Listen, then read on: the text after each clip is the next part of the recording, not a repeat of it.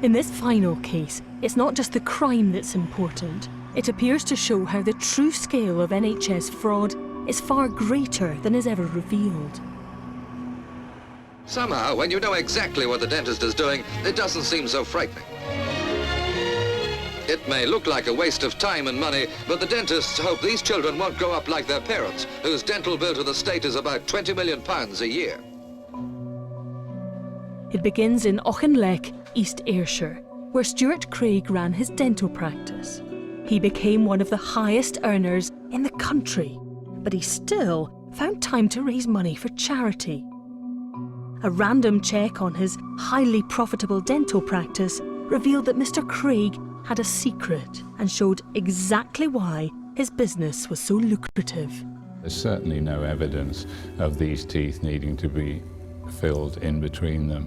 So these are big fillings that he was doing. And of course, the bigger the filling, the bigger the fee. John Cameron is the NHS's senior dental advisor in Scotland. It's his job to catch dentists who aren't up to scratch or fiddling the books.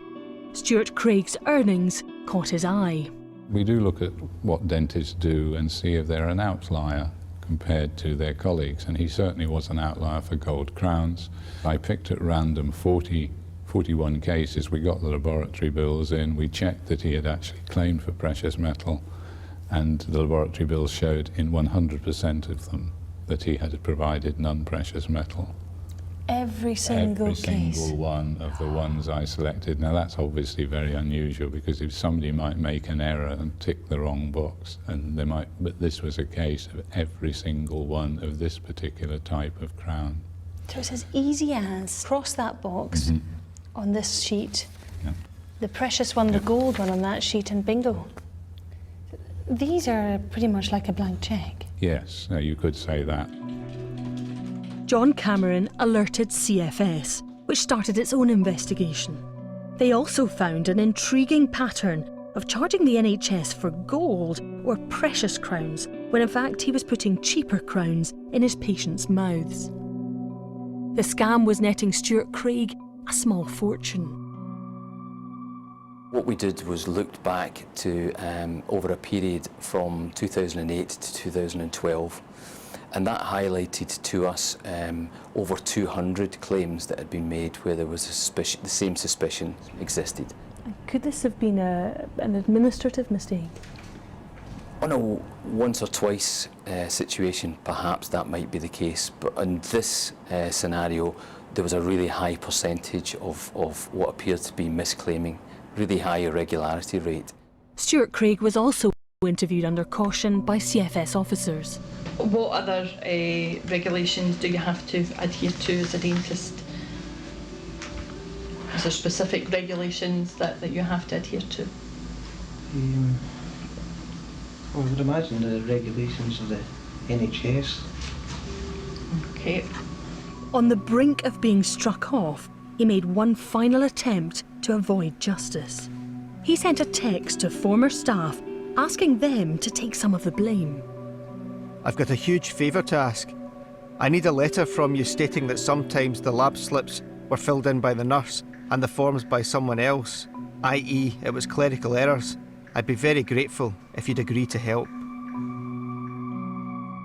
But the standard of Stuart Craig's work on patients was also causing concern. This person's teeth were being damaged. Were being damaged by the dentist carrying out work that wasn't necessary. And then you have an onward spiral doing more and more treatment to the deterioration of the patient. Poor fillings led to root treatments the patient may never have needed. Bad root treatments led to crowns. Failed crowns would have to be repeated, all making Stuart Craig more money. I'm ashamed as a dentist that any dentist could behave in this manner. In November 2012, Stuart Craig was struck off by the General Dental Council.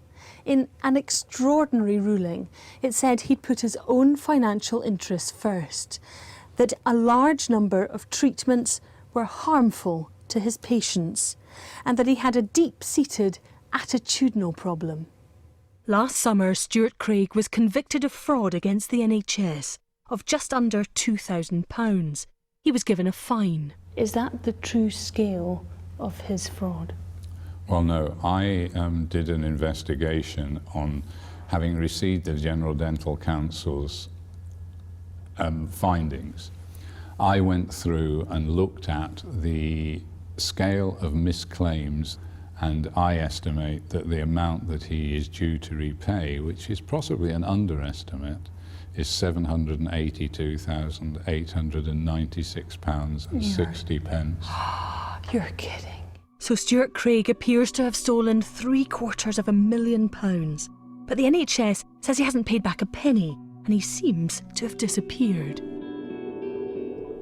In January 2012, the NHS sent Stuart Craig a breakdown of the £750,000 they say he owes them. Stuart Craig owned a number of properties, including his dental surgery. We've discovered that his home address and his dentistry business are no longer in his name. According to land registry documents and Companies House documents, they were transferred into his girlfriend's name within weeks of receiving the NHS's letter. Correspondence we sent to Stuart Craig's home asking for an interview was returned. But one letter reached him through the dentist, now working at his former practice. Stuart Craig hasn't replied. The NHS say their mail is now being returned. They've even hired private detectives to try to find him. So the hunt for Mr. Craig continues.